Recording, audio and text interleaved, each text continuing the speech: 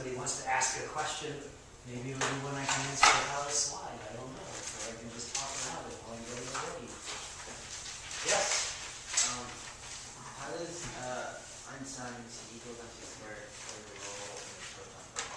Yeah, so compare the mass of a helium nucleus to the mass of the 4 protons that go into making that helium nucleus by fusing together. Which has more mass, the 4 protons or the helium nucleus? 4. The 4 protons have more mass than the helium nucleus. What happens to the missing mass, quote unquote? It gets converted into energy. And what formula relates the amount of mass and the energy? E equals mc squared. That's how they're related to one another. That's the Einstein was the first to realize that there's an interconvertibility between mass and energy, and nuclear reactions do that, as a matter of fact. So do chemical reactions. When chemical reactions give off energy, it's because the mass of the products is a little bit less than the mass of the reactants. But there the difference is even smaller and really, really hard to measure. So most chemists don't think of it in that way. But that's still what's going on anyway. I'm going to drop the screen and be sure that's in the video. So the people watching from home, so to speak, will be able to see the slides.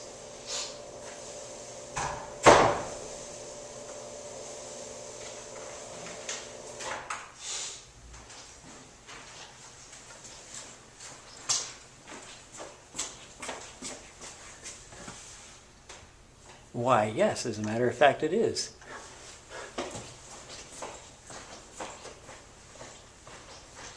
All right. Who wants to go next? Yes. What causes the ionization of hydrogen within an H2 region? Aha. What causes the ionization of hydrogen within an H2 region? So what is being born in an H2 region? Stars are being born. What kind of stars are the most massive and therefore formed first? Oh, yeah, O and B type stars. Pray tell, are O and B type stars of high surface temperatures? Yes. Yes, they have the highest surface temperatures, so high that they give off lots of ultraviolet photons that have enough energy to strip electrons off of atoms. And so it's ultraviolet excuse me, ultraviolet photons from O and B stars embedded, born from the H2 region, which are stripping the hydrogen atoms, and then electrons can recombine, fall down energy levels, and give off the Balmer series spectrum.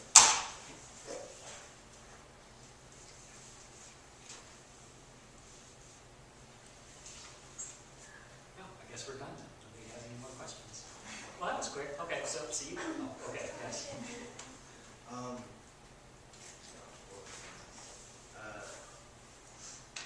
What is the maximum mass a star can have? Maximum mass the star can have is actually not very well defined. We don't know exactly how much that is, but it's something like 150 solar masses. We don't know for sure because it's difficult to estimate how massive the most massive stars are because they're not typically found in binaries. But we think it's around, choked up today, around 150 times the mass of the sun. And but a star that massive won't be stable because its core will be producing so much energy that the radiation pressure from the photons coming off of its surface will exceed the gravitational force on the star's outer layers, and so it rapidly sheds mass as a result of that. It's not able to hold on to its outermost layers, and so a star that massive won't stay that massive for long. Then what's that? So in that case, what's setting the limit for the maximum mass is this idea that that if you get above a certain mass, the pressure of radiation in the outer layers is stronger than the star's gravity. Because remember that as the mass of a star increases,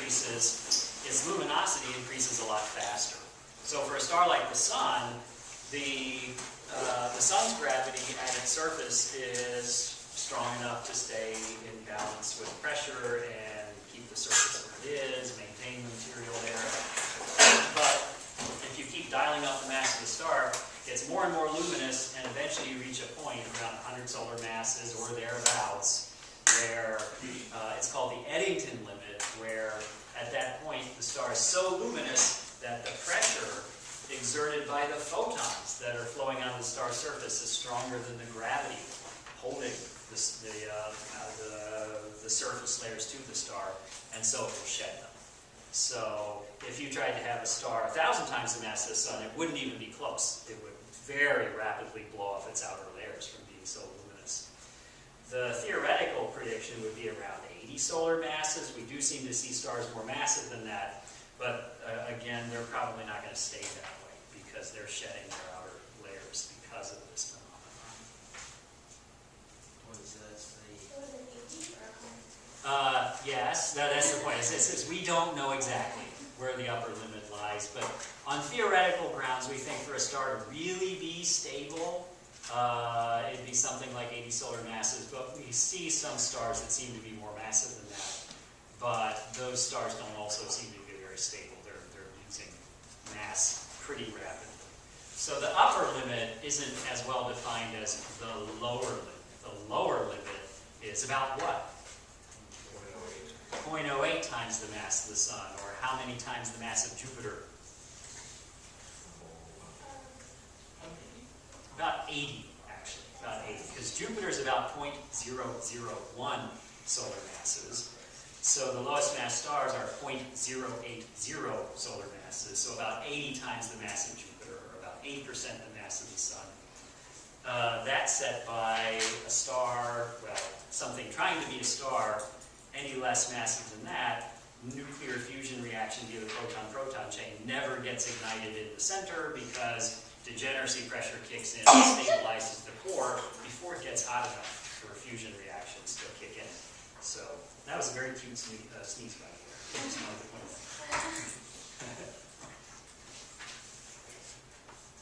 Yes? What makes a protostar shine? A protostar shines not because of nuclear reactions, but because it is contracting and converting what type of energy into what other type of energy? Turning gravitational energy into thermal energy and radiation. So it's giving off radiation, it's heating up. Both of those are coming from it's contracting and converting gravitational energy into thermal energy. So protostars shine by gravitational energy, whereas full-fledged adult stars shine via nuclear energy. Yes? Can you show pictures of emission nebula, function nebula? Yeah, I can do that. Let's show a picture, a lovely picture of a region that has emission nebulae, reflection nebulae, and so on and so forth. So, let me get this fired up here.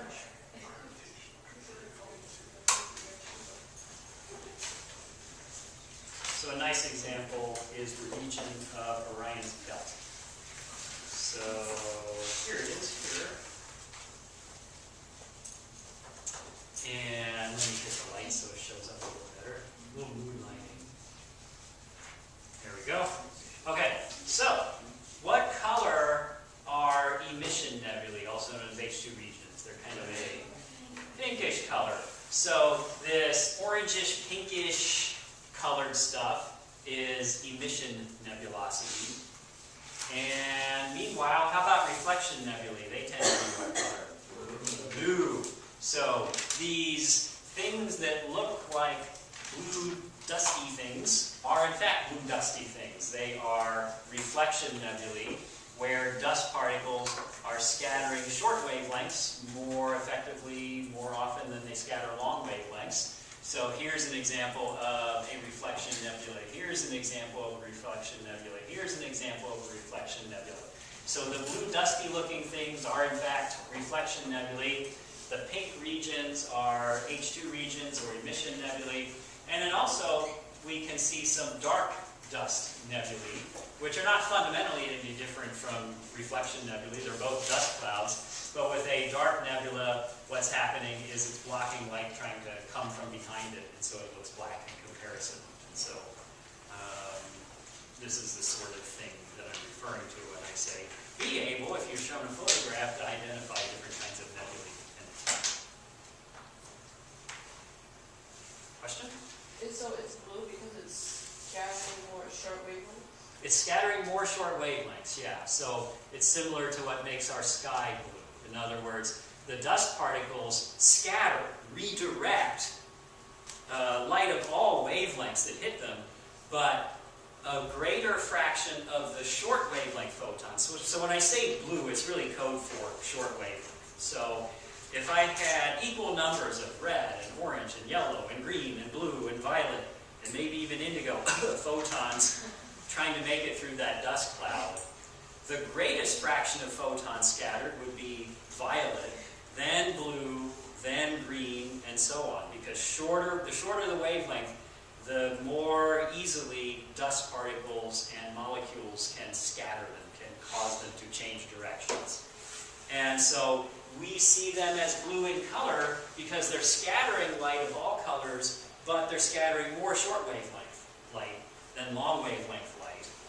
And our eyes are more sensitive to blue than they are to violet, so it ends up looking blue to us when we observe it, and when we use technology that uses RGB color, red, green, blue color, which we do because we want it to reasonably reproduce our eyes. Does that make sense? Yes, and at any point, does anybody, if anybody wants to follow up on anything before I go to the next question? Yes. Can you explain why the sky is blue, the sunrise? Yes. Why it's red at sunrise and sunset. Yes. It's because it reflects the ocean. Right? Okay, good. That's the proper response to that statement. If it was like, huh, really, then we would have a problem. Let's see, it's in here somewhere. Yeah, here we go. Why the sky is blue is for a very similar reason to why reflection nebulae are blue. Similar physics, not the same stuff. In other words, the sky's not blue because of reflection nebulae or anything like that. The sky's blue because our own atmosphere, dust particles and air molecules in our own atmosphere, scatter short wavelengths more effectively than they do long wavelengths. What color would the sky be if we didn't have an atmosphere? Black. It would look black like the sky on the moon does. Why do we see a blue sky? Because we're literally seeing the atmosphere. We're seeing light that would have missed our eyes coming from the sun, that instead gets scattered in our direction, redirected into our direction by dust particles and by air molecules. So my brilliant artistic rendition here is supposed to illustrate what's going on. I've shown a bunch of red photons and blue photons, so to speak, with lines with arrows on them to say which way they're headed from the sun, which is very far away. And I'm indicating scattering by having them change direction. So here's a blue photon that hit a dust particle or an air molecule and got changed in direction by it. Red photons are going to have an easier time making it through without getting scattered because they don't scatter as much. Blue photons scatter a lot more often, as do violet photons, as do green photons, but our eyes are more sensitive, again, to blue than they are to violet, so we end up seeing it as blue, and also the sun gives off more blue light than violet light for that matter too. So the idea is that the light which gets scattered to our eyes from the air is mostly short wavelengths. And so when we see it, it looks bluish in color to our eyes.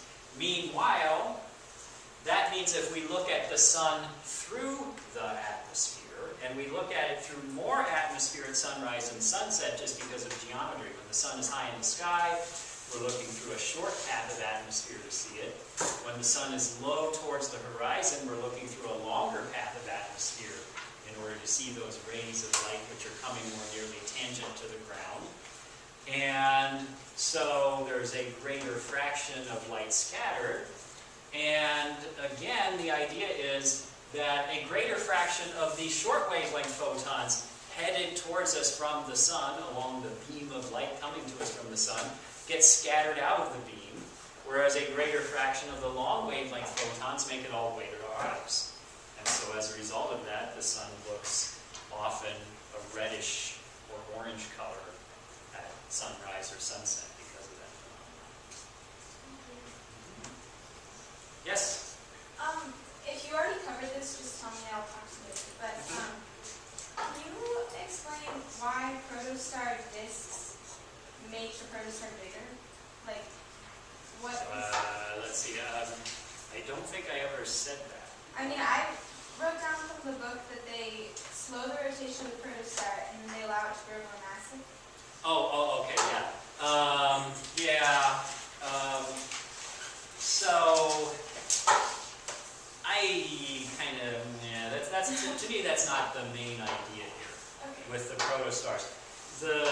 So angular momentum conservation is what makes disks form in the first place. So are you okay with it? And we can talk about that too. But so I'll just kind of say what I think is most important, and if people want to say, oh, what about angular momentum conservation, we go from there.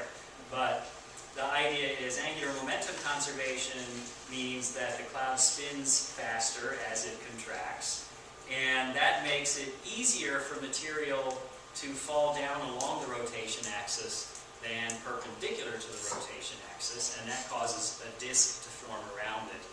To me, that's the main interesting thing, is that it causes a disk to form around the protostar.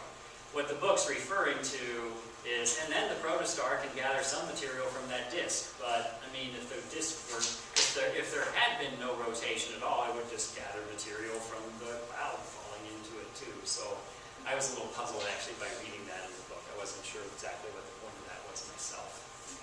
Yeah. So I mean, maybe I'm just missing something. But on the other hand, if I am, I'm not going to ask you to say why it's making it more massive. So right. Yes? In the most basic of terms, can you explain why ASTR is giving women forms in iron core? Yes, I can, yes. So it's the most basic terms. I'll try to drop all use of articles. No. Okay, so, there once was a star, his name was Fred. So, if you try to fuse iron, will that produce energy? No, it will not. If you try to fission iron, break it apart, will that produce energy? No, it will not. If you try to fuse hydrogen, will that produce energy? Yes, it will. How about if you try to fuse helium? Yes. Carbon, oxygen, all those things produce energy when you fuse them. But iron is the most stable nucleus, it's the one held most tightly, and that turns into, if you fuse anything with iron, the products will be more massive than the things that went in. If you were to add anything to iron by fusion, the resulting nucleus actually has more mass than what you started with. So that means that if you fuse iron, instead of turning mass into energy, you turn energy into mass. And that means iron isn't going to serve as a nuclear fuel, because a fuel is something that has to give off energy when it burns. I mean, imagine putting something in your car where it sucked up energy when you burned it instead of giving off energy. That wouldn't run your car very well. So that's really what it comes down to, is iron cannot be made to give off energy by fusing with it. So it has more to do with stability than density. Yeah, it has nothing to do with the density per se. It's the fact that iron has the smallest mass per nuclear particle, so that means anything you make out of iron will have a bigger mass per nuclear particle. Or in other words, anything you build out of iron is going to have energy put into it to create mass, instead of creating energy from mass. And so it won't serve as a fuel. If you're not giving off energy by burning it, it's not going to be a fuel that can help keep the star's interior hot or anything like that. That's what it comes down to. Yep. gives rise to the tremendous burst of neutrinos? What gives rise to the tremendous burst of neutrinos is that in the core, under those conditions, you have so you've got this iron core, and once enough iron is dumped onto it by the surrounding shell that's producing iron, be it by a nuclear reaction, the mass of the iron core becomes too big even for electron degeneracy pressure to support it. So the core starts to collapse, and at the extreme densities that are reached, the following reaction can occur. Electron plus proton becomes neutron plus neutrino. Electron plus proton becomes neutron plus neutrino. This is called, very cleverly, neutronization.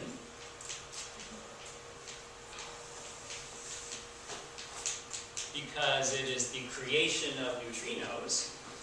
And so you're getting rid of the electrons, which is just making the situation worse for the core, so to speak, because the electrons were providing the pressure that was trying to hold the core up in the first place.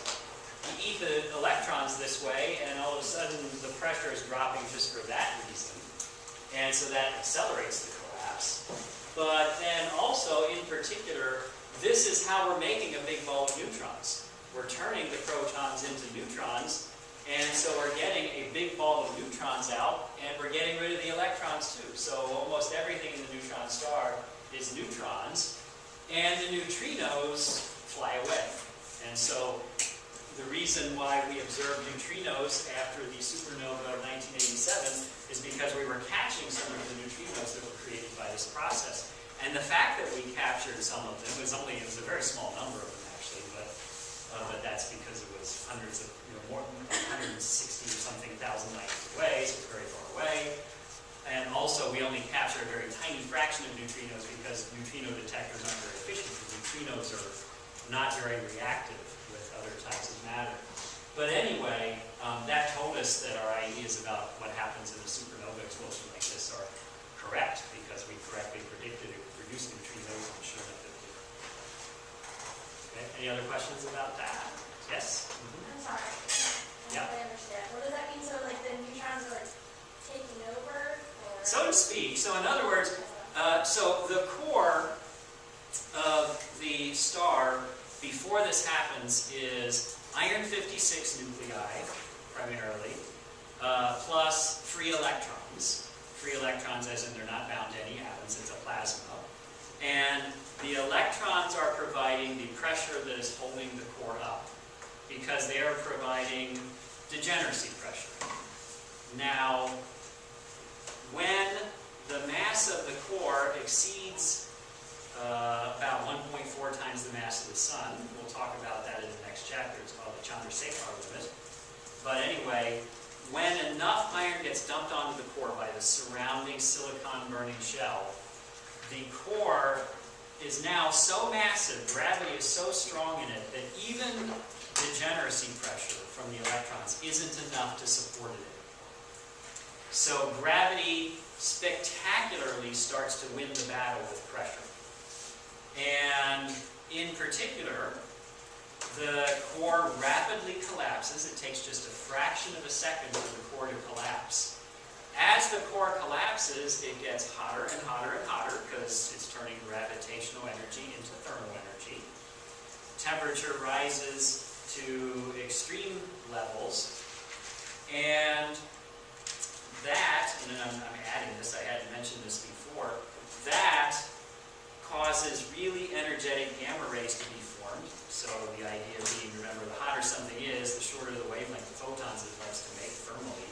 So you get these gamma ray photons that are so energetic they rip apart the iron nuclei. And then the density gets so high that this happens, that the protons combine with electrons to form neutrons and neutrinos. This is a nuclear reaction that can take place. An electron can combine with a proton. The charge on an electron and a proton, are they equal and opposite, equal and the same, different and opposite? What's the deal with that? How's How's the charge on an electron compared with the charge on a proton? They're opposite, and how about in terms of magnitude? They're equal. They're actually equal.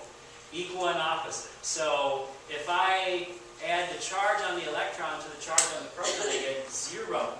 So that allows the particle to be created which has 0 electrical charge. The neutron has 0 electrical charge. So we're not creating or destroying any electric charge here in the hole, because we go in with 0 net charge over here, 0 net charge over here on the other side of the arrow.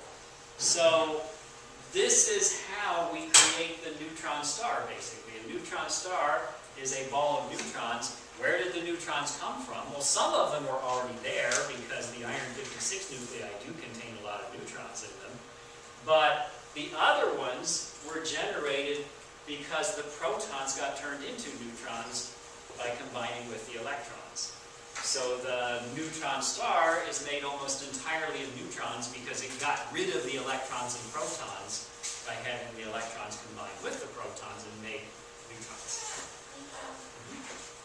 Any other questions about that? Okay, yes? Can you go to the triple alpha? Triple alpha, yes, the triple alpha reaction. So, what's another name for an alpha particle? Yeah, I heard it be bold. An alpha particle is also called a helium nucleus. Yeah, it's a helium-4 nucleus. And so, if you just had to make a wild, crazy guess, how many helium nuclei do you think are involved in the triple alpha reaction? Yeah, roughly 3, as a matter of fact. No, exactly 3. And so it's called the triple alpha process because what happens in it is that 3 alpha particles, helium-4 nuclei, combine in a 2-step process. 2 of them combine first and make beryllium-8, which has 4 protons and 4 neutrons. And then another alpha particle comes in and combines with the beryllium-8 nucleus to make a particle that has 6 protons and 6 neutrons, also known as carbon-12. So notice everything is perfectly matching up here. Going in, 1, 2, 3, 4, 5, 6 protons. 1, 2, 3, 4, 5, 6 neutrons to make something that has 6 protons and 6 neutrons. So 3 helium-4 nuclei fuse in a 2-step process to make a carbon-12 nucleus. So the triple alpha process fuses 3 helium-4 nuclei to make 1 carbon-12 nucleus. Yes? I mean, it's not very difficult to memorize this, but do you care if you know the 2 steps, or just let me know? No, I'm not asking you to know the 2 steps, but it is. I mean, it is Not pretty that easy. difficult. Yeah, it's not that difficult.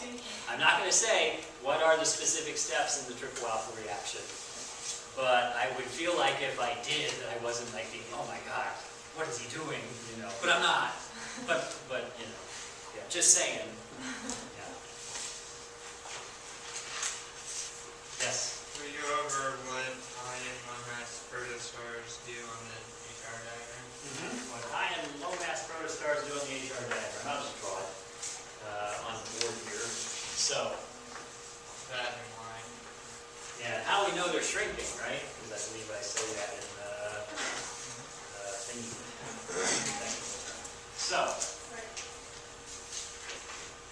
I'm going to make a sketch of an HR diagram. So the x-axis has temperature going this way, the y-axis has luminosity increasing upwards, and if I draw this sigmoid there, what have I just represented as the main sequence?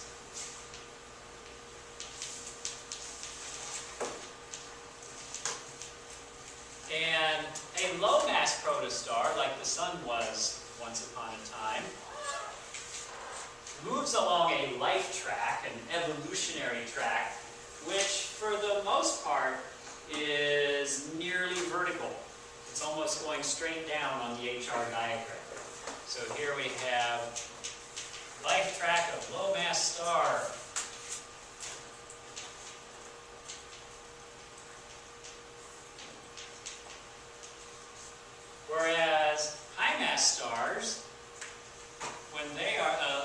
I should say protostar, life track of low mass protostar on its way to being born by reaching the main sequence. For a high mass protostar, it moves more nearly horizontally along the top of the diagram towards the left. So here we have life track of high mass protostar.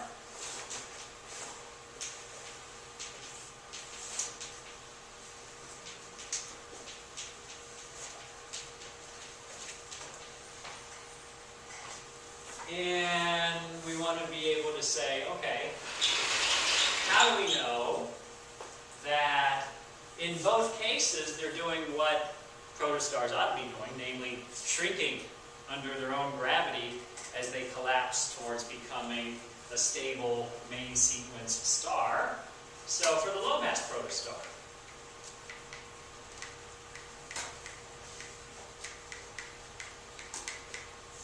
well, in all cases, we're going to apply this idea that luminosity is flux times surface area, and the flux from the Stefan-Boltzmann law is a constant sigma times the temperature to the 4th power. So for our low mass protostar, what is its luminosity doing as it moves downwards along this track over a period of tens of billions of years? It's decreasing. For the low mass protostar, L is decreasing.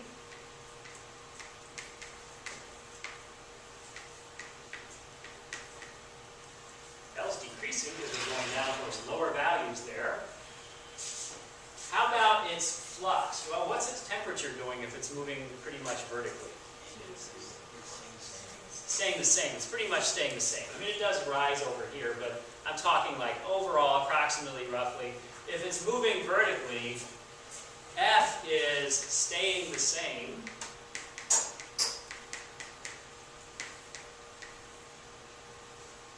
So, if F ain't doing nothing, and L is decreasing, what does A have to be doing to be consistent again? A has to be decreasing. A has to be decreasing. So A must therefore be decreasing.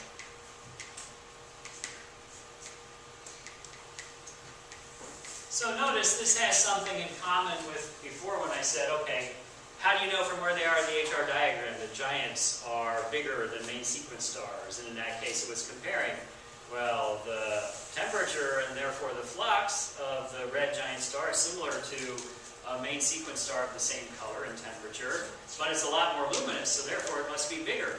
Here we're doing something which is involving changing over time, but the argument is very similar. L decreasing, F staying the same. So for that to happen, if L is F times A has to be decreasing. For the high mass protostar,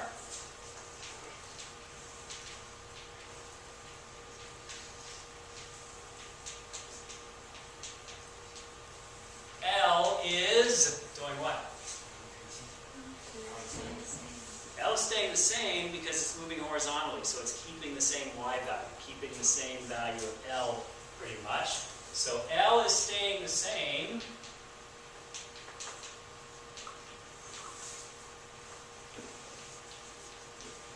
F is, well, what's the temperature doing? As this thing moves to the left, it's increasing. F is increasing because the temperature is increasing.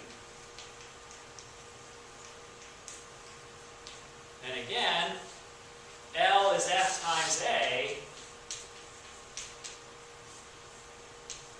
If L is F times A, and L is staying the same, but F is getting bigger, what does A have to do? It has to go down.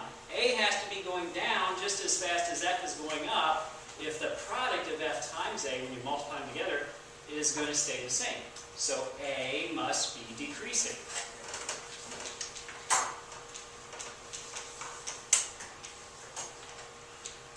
So in both cases, what stars do on the HR diagram, according to our models, is consistent with the fact that a protostar is something that should be collapsing under its own gravity and shrinking as it does so. And and shining by turning that gravitational energy it's losing into thermal energy and radiation. So those arguments show that in fact that's consistent. That is what's happening. The stars doing that on the HR diagram, protostar in this case. So, any questions about that?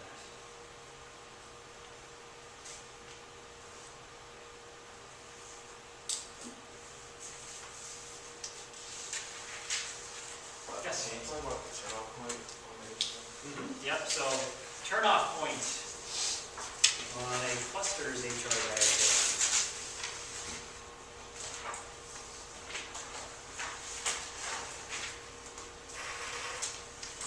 So,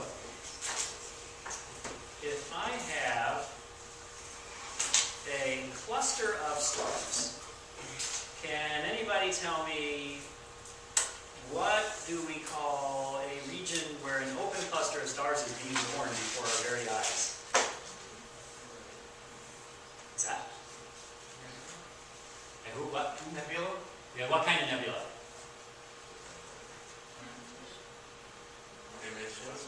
An emission nebula, yes.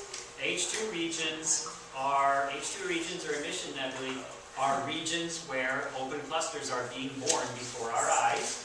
I mean, you know, all we have to do is sit back and watch for a few 100 million years and we'll see the whole process complete, right? So before our eyes, we're just seeing a snapshot, but the Orion Nebula is a stellar nursery. An open cluster is being born there. So the idea is that imagine that you have a cluster and you plot an HR diagram by finding the luminosities and temperatures of the stars in that cluster. So all the stars are being born at essentially the same time. I mean, it's true that the more massive stars form faster than the less massive stars do. But the thing is that it takes a cluster, even for the least massive stars to form, it takes a cluster a couple 100 million years to form at the most, whereas the least massive stars live for billions and billions and billions of years. So in other words, the time it takes stars to form is very small compared to the time they spend on the main sequence. It's only a tiny fraction of their life cycles. So all the stars in the cluster are essentially the same age because they're being born together. So that's one thing we know. All the stars in the cluster are approximately the same age. How can we determine the age of the cluster? We can do it from what we call the turnoff point. So here is what we would get if we imagine there's a cluster and we make an HR diagram of it when the cluster is very young. So it says 0 age main sequence up here. 0 age main sequence refers to the time when a star first ignites hydrogen burning into helium in its core. First reaches the main sequence. We call that being on the ZAMS, the 0 age main sequence. So if you wait a few million years, then some of the stars in the cluster will die. Which will it be? The most massive stars in the cluster or the least massive stars in the cluster that will die first? The most massive, right? Because more massive stars do everything faster. They're born faster, they live faster, they die quicker, right? Hot young stars live fast, die young, like in Hollywood. So, after 4 million years, the most massive stars have all died. After 10 million years, some additional stars have died. They weren't dead after 4 million years, but after 10 million years, some more stars have died. If I come back in 100 million years, then here's stars that are still alive, and by alive I mean on the main sequence. Here are stars that are still alive at 10 million years, but after 100 million years, some of these guys have died too. And then if I come back in a billion years, even more of the stars have died. So the idea is you lose more and more of the stars on the upper part of the main sequence over time because the more massive a star is, the less time it spends on the main sequence. And because all the stars in the cluster are the same age, we can use the following sort of trick to figure out how old the cluster is. All the cluster stars are the same age, so if I know from my computer models how long a star, which is just about to leave the main sequence, lives on the main sequence, how long that takes, that must be how old the cluster is. The turnoff point is the point on the main sequence where stars are just beginning to turn off of it, to leave it, so that their life tracks are starting towards the giant branch, as we say. The stars are running out of fuel, just running out of fuel in the centers of their cores, and therefore just about to become giants. They're just now leaving the main sequence. All the stars in the cluster are the same age, so if I know how long a star at the turnoff point spends on the main sequence, that's how old all the stars are. And the turnoff point moves further and further down the main sequence as the cluster ages, because the less massive a star is, the longer it lives. And so the most massive upper main sequence stars leave first, and then down and down and down and down. If you made a movie, so to speak, you would see the main sequence kind of burning down like a candle, so to speak, because stars of lower and lower masses, lower and lower down in the main sequence, are turning off of it and becoming giants. So that's my answer. I find often students have trouble understanding this, so if you need more explanation, don't hesitate to say, I would like more explanation.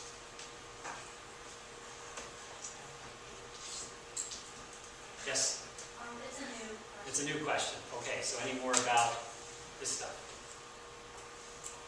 Okay, new question. Yes? Can you explain how electron degeneracy pressure, not depending on the thermostat, leads to floating flash? So it's electron degeneracy pressure not depending on temperature. Not depending on temperature. Yeah, so did I say thermostat in there? No, I just Okay, yeah. So electron degeneracy pressure does not depend on temperature. That breaks the thermostat, because that makes the thermostat no longer switch on, so to speak, because of the fact that the pressure doesn't depend on the temperature anymore. So first thing is, how does the thermostat normally work? Let me pull up the thermostat slide. Let's see, I'm trying to remember which PowerPoint I have that in. It might be, in the book it's, I think, chapter 14, but I don't remember if I put it in chapter 14. Let's find out, shall we? We shall. Oh, look at that. That was a good idea. I put it in the actual chapter. So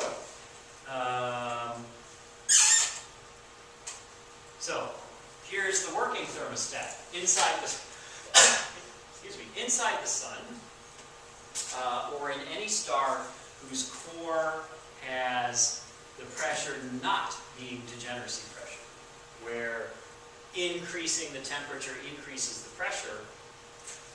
The rate of nuclear reaction stays stable, because the idea would be, suppose that there was a slight drop in core temperature, then that would slow down the rate of nuclear fusion reactions.